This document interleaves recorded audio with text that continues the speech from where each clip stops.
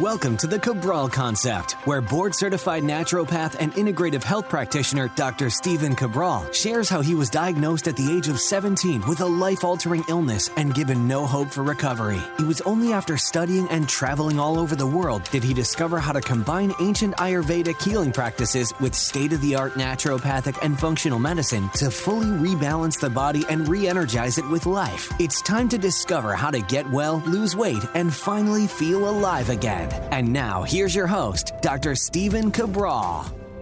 Hi, everyone, and welcome back to the show. We're here today on the Cabral Concept, our Motivation and Mindset Monday, episode 1879 of the show. Excited to be able to join you to start the week to go over one of my favorite principles that I've ever discovered and how it's absolutely changed my life. Not only has it changed my life, but I've been able to now use it in my private practice for well over a decade in terms of integrative health and functional medicine. But also previous to that, when I was deep into nutrition, anti-inflammatory based nutrition plans, and really helping people, I would say from an overall body transformation standpoint. So it always goes back to these foundational principles that I've been talking about for many years. This is the crux, right? This is the cornerstone of what we do inside of IHP. But it's really what I try to teach on, as if you kind of reading between the lines on every single Motivation and Mindset Monday. And I would even say, a lot of the other shows, because it weaves through the way that I look at the world. And I hope that by listening to today's show, you'll be able to absorb some of that as well, because again, these are foundational principles. These have been around from the beginning of time. And what I'm talking about here today is something called first principles. I refer to it more as foundational based thinking, but it's all semantics as to what you call it. You want to think about it this way. First principles, and I've been referring to it over the last couple of weeks, which is why it gets its own show here today, is a different way of viewing the world. And I mean that through the lens of a different way of viewing our problems. Because if we look at our life, we don't typically contemplate how great things are going. We're like, oh, wow, things are going so great. Why? We almost never do that, although we should, because that will also give us these secrets into what we need to be doing in order to get into this flow state. And yes, I understand there always will be an ebb and flow to life, but as I've said before, you want those good times to last as long as possible, and you want the lows to be as short as possible. And that's, of course, our goal in life. I don't think we can escape all the lows, nor probably should we, because the truth is you can't have one without the other, right? That's the great Tao, is that you have to experience some of the lows in order to truly appreciate and be grateful for the highs. And what first principle thinking does is it begins to look at the lows or the health conditions, the body transformation issues that you're having, the relationship issues you're having, career issues, spirituality, whatever challenge you're facing, it gives you a new way to look at it. And it really takes the emotion out of it, which is what I like, because here's why. We all need emotions, but when you're trying to solve a problem, it's so detrimental to get emotional about it. And when it comes to yourself, we can't almost help but be emotional about us, our problems, right? Because it's not someone else's. We're actually dealing with us, which means, there's a lot of practitioners out there, and I'm very grateful to be able to have them listening to the show as well. And you have to understand is that you could be like on point with working with every single patient or wellness client that you have, or body transformation client, et cetera. But when it comes to you, you might not be able to figure it out. And it's because you're letting emotion cloud your typical first principle thinking. So let's get into this today, but I really believe that it could help you, and if not now, we'll use it in the future. If things are going great, then that's fantastic. But I would also say apply this to some of your big goals, because sometimes we're afraid to dream big because we're just saying, oh, that could never happen. I could never start that business because it would take so much time, so much money, and you don't have the time or the money, you might be saying to yourself. But using first principle thinking, foundational thinking, you're going to be able to figure it out. There's just no doubt about it. The same with your own health. And I'm going to be giving a bunch of examples today because obviously that's my field. That's my area. But A lot of people believe that they have these genetic conditions that they can't overcome because their medical doctor told them it was genetic and there's nothing you can do. It just runs in your family, and it's simply not the case. And if a doctor says that to you, then they're certainly not using first principles thinking. They're doing what they're trained to. And again, I get it. You go through medical school and you understand and you learn the disease pathology for the first 2 years. But then after that, you begin to look at pharmaceuticals as if they're the end-all be-all and that they can save humanity. And the truth is they can't, because pharmaceuticals are not here, 99% of them, in order to help with chronic-based health conditions. They simply mask the symptoms of those health conditions. Now, are pharmaceuticals great in life-saving conditions? 100%. Are they great for some type of congenital birth issue that you need them for? Yes, 100%. But, if you were fine for the most part in childhood, and then all of a sudden you got a dis-ease of the body later in childhood or teenage years or after, it's most likely some imbalance within your body, right? There's no congenital-based issue. For example, if you didn't always have high cholesterol, if you didn't always have high blood pressure, if you didn't always have type 2 diabetes or an autoimmune issue or brain fog or whatever, skin rashes, then most likely it's just some type of imbalance you don't know about. I'm going to help you use first principle thinking to overcome that. I mean, honestly, 99% of these things are all very fixable. All right. We're not here to diagnose disease, treat disease. What we work on are the underlying root cause principles. And that's why really using this as a health detective based exercise, you're going to be able to figure it out. And I'm going to give you a big example here today. So again, first principles thinking has been around a long time. I'm going to get to it right now.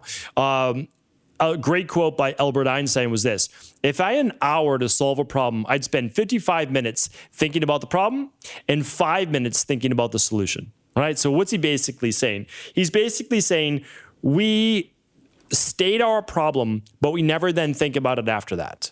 That's it. So like, for example, you need to lose weight. Okay. You're so fixated on being overweight, then you're all the short-term solutions that it might take, you're not actually thinking about the problem itself. You're like, oh, well, everyone in my family is overweight, or I've tried a dozen different diets. And you go to all the negatives rather than, well, what's the real issue here? What are we really looking at? And we'll get to those examples in just a second.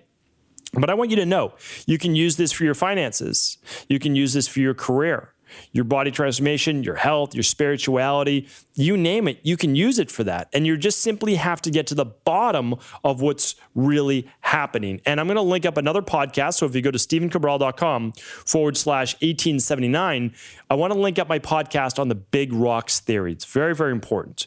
And I'm going to explain it just as a simple overview right now, but I would love you to check out that show as well.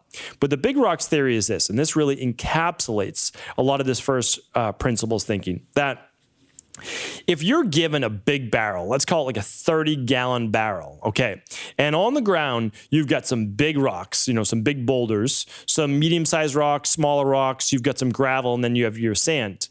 If you want to fill up that barrel the fastest way possible, meaning to achieve your objective, you're going to grab the big rocks first, okay? The big rocks are going to fill up that barrel the fastest, okay? You throw those in. Then the medium, then the small, then the gravel starts to fill in the holes, and then the sand fills in everything else. That is the best way to solve a problem, and also the fastest, because the big rocks fix the problem, which is the empty barrel, the fastest, right? And if you want to look at it in reverse, when I talk about the rain barrel effect, well, I wrote something in that book called the de-stress protocol. And that's because that empties that barrel the fastest. You just have to go down the line and check them off. Diet, how's your diet?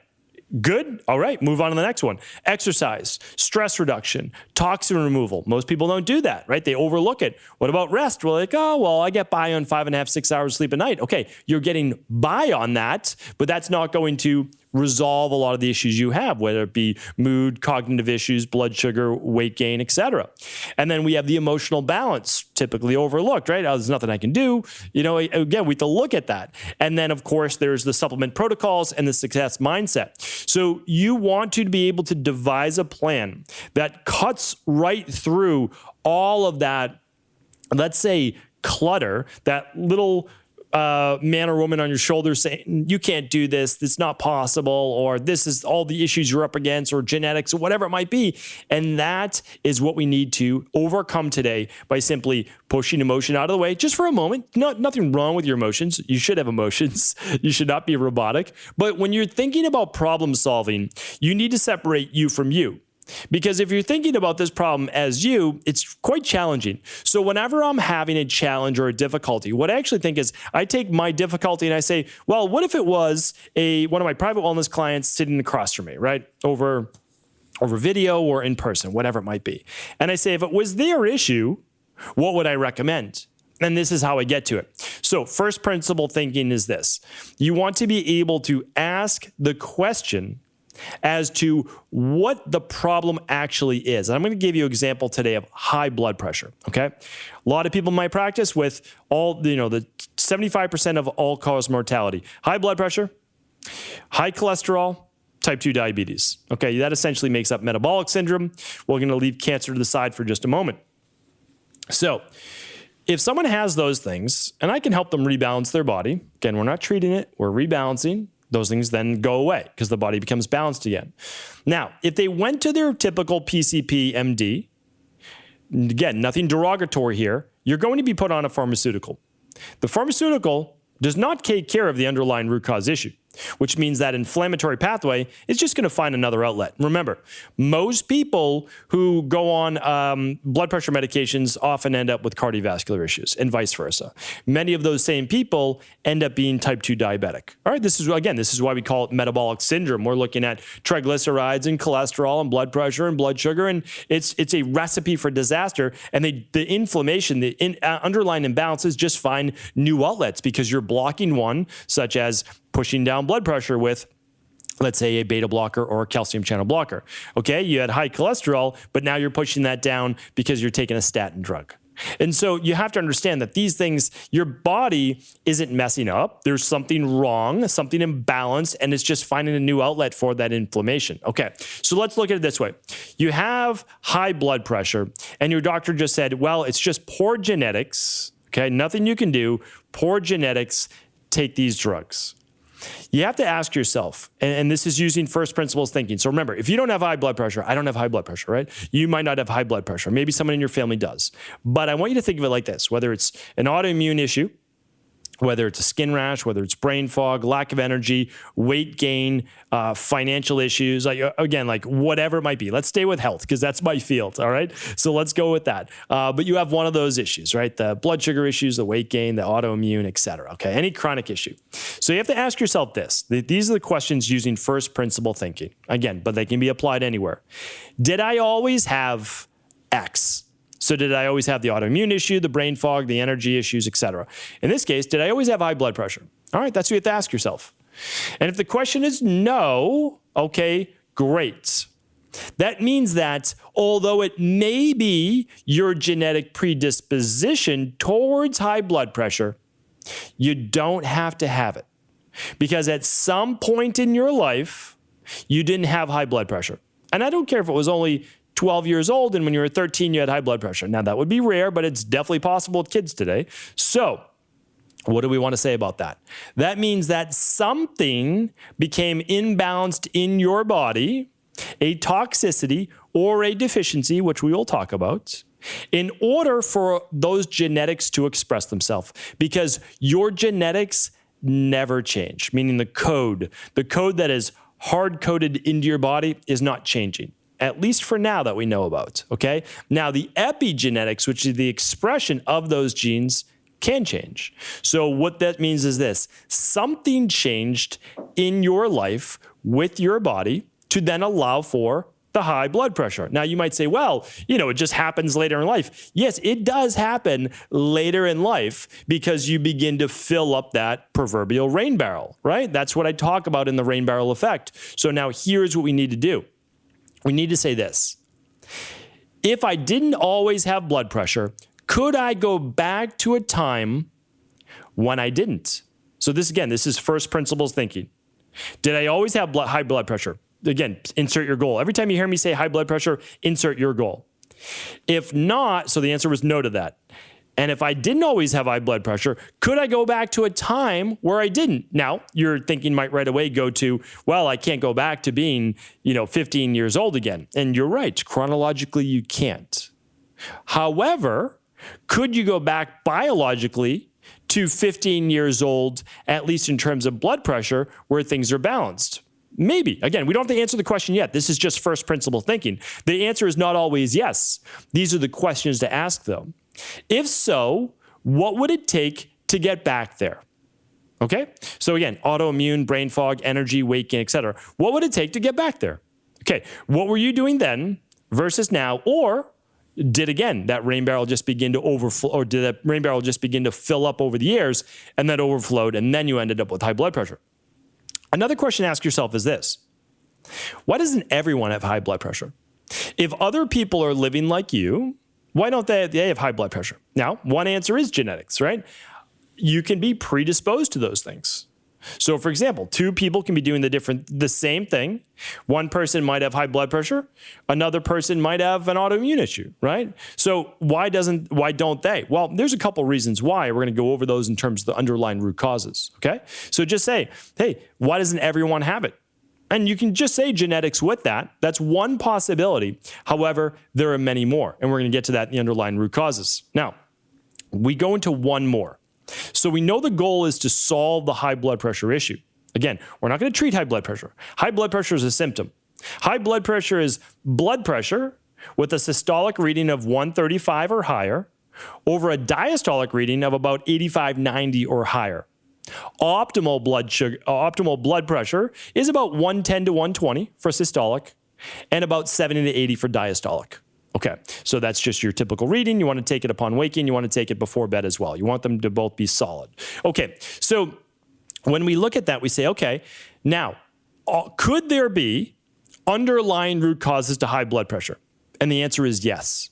So the answer is yes. Are there underlying root causes to brain fog, to energy, to low thyroid, to autoimmune, rheumatoid arthritis, sarcoidosis, everything? So there's an underlying root cause of that beyond genetics. So if there is, now the next step in first principle thinking is to say, what would cause this? Positively, like what would cause me to then get to my goal? So meaning you set a goal for yourself and it looks like this. Well, has someone already achieved that? Okay, what did they do? What does that look like? And then we're going to break down the steps. So now for disease-based states, we're going to say, well, what would the underlying root cause of that be? And let's go through it for high blood pressure. I can't go through how to completely rebalance high blood pressure today, but I'm going to give you the specific reasons. So when someone has high blood pressure, you're saying, what would the toxicities be? What would the deficiencies be? Because that's why people get sick. That's why they have a dis-ease in the body. They have too much of something or they have too little of it. And I know that seems like overly simplistic, and it is when you say it like that, but there are deep reasons as to why. So one of the first reasons why someone might have high blood pressure is they have higher levels of cortisol and a hormone called aldosterone. Okay? Aldosterone is essentially sodium sparing. It can help increase blood pressure. It does that to get into that stress-based mode. So what you might be saying is they're really a stress-based issue, but high cortisol would also predicate that as well. So cortisol could be an underlying root cause issue. What would be another issue for high blood pressure? Hardening of the arteries.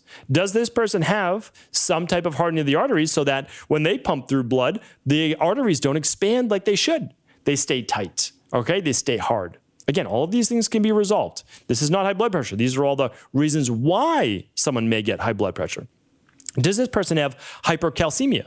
Do they have too much calcium floating around in the bloodstream? Also, hardening inside of the arteries as well. Does this person have low levels of magnesium? Many people do. Hard to be able to balance the autonomic nervous system without enough magnesium. Hard to get calcium into the actual tissues, cells, etc., where it's needed, bones, without magnesium. You can't take calcium alone. What about low potassium? Difficult to balance calcium if you don't have enough potassium.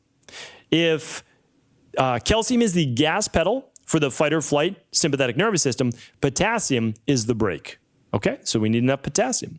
What about a genetic sodium sensitivity? Some people inside of their genetics, this does matter, they're a little bit more sensitive to sodium.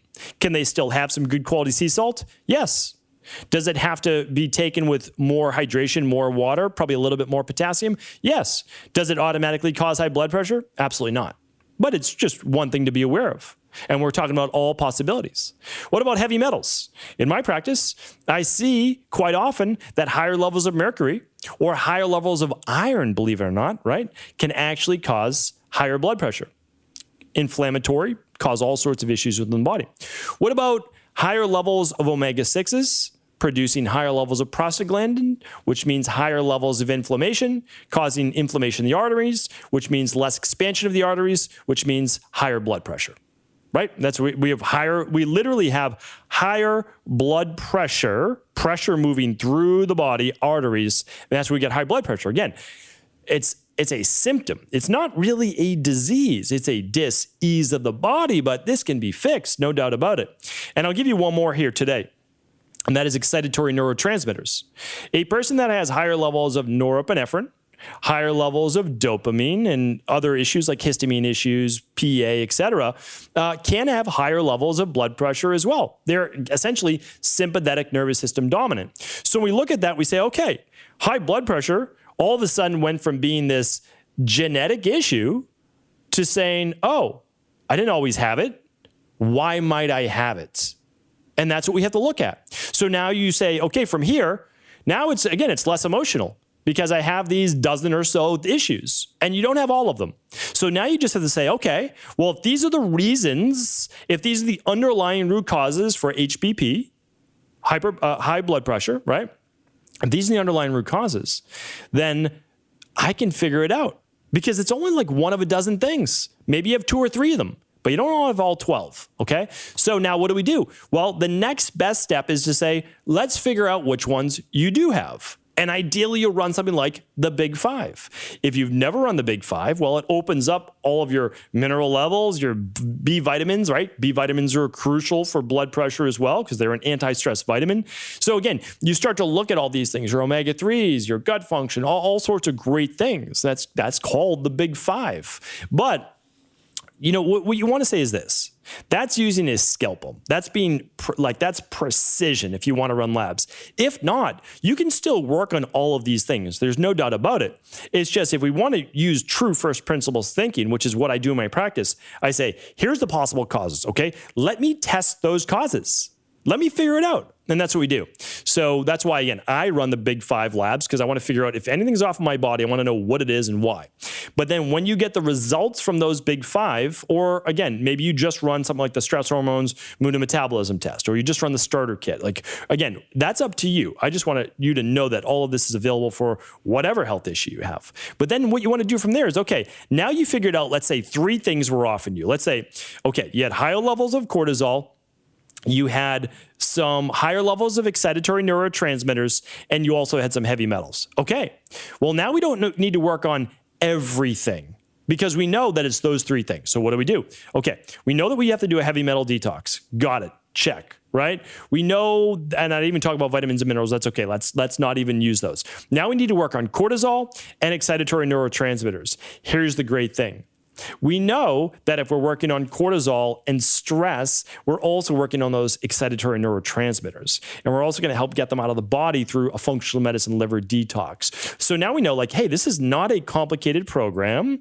We're going to be able to get on a good whole food nutrition plan, these specific nutritional supplements to bring up those deficiencies and to remove some of the toxicities. And the body's going to begin to get itself back into balance because we are simply a facilitator for that. No good functional medicine doctor, naturopathic doctor, integrative health practitioner heals you. You don't heal you. Your body heals itself if you put it in position to heal. So that's why this level of thinking, this way of thinking can revolutionize any goal you set for yourself, whether it be for finances, your career, your relationship, your health, your body, your spirituality. And I would just love you to be able to just take a moment, write down one of your biggest goals or your biggest challenges, and begin to dissect it how we just went over in this particular show. So we want to first define the problem, right? You're not the problem. What's What's the problem in your life? All right, define that. Then work to the root cause by asking why, by asking or opening up possibilities, right? To just keep your mind open. Then what you want to do is this. In an ideal world, you're going to find the simplest solution. People sometimes come up with the most complicated solutions, or they come up with short-term solutions. There's a lot of short-term diet plans out there. There's a lot of short-term fixes out there. You don't want the short-term if it's not at least combined with a long-term rebalancing-based protocol. And then you go about testing those out. Hopefully you were able to run a lab test or something to confirm, and then you test out those theories and you begin to put them into work. And then of course you recalibrate along the way. And that is truly how you're able to accomplish anything that you want in your life. I really believe that. The Big 5 labs, anything health-based, any protocol-based, we can help you over at EquiLife. That's just equi.life.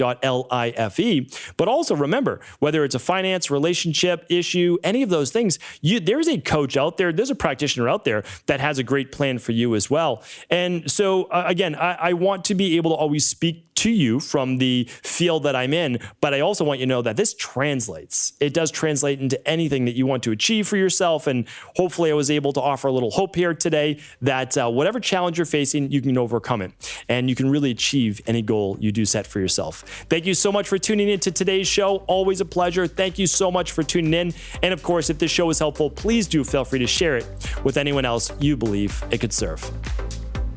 Before you go, I have to share with you a brand new debut, something that I've been working on for the last 8 months. You know that it takes a lot of work to create new formulations and new products because of our high commitment to excellence in the industry. Simply put, we want to make sure that we third-party test all of our ingredients, and they're always bringing you the very best of the best. This is no different, and this has been something that has been requested for quite some time, and that is there something that my kids and I can eat that is a guilt-free, healthy treat? So with that in mind, we literally went and created a dark chocolate superfood bar. So with this, you are not only getting all of the benefits of dark chocolate, of organic dark chocolate, of course, but you're also getting these superfood benefits. That means all of the bioflavonoids or the flavonols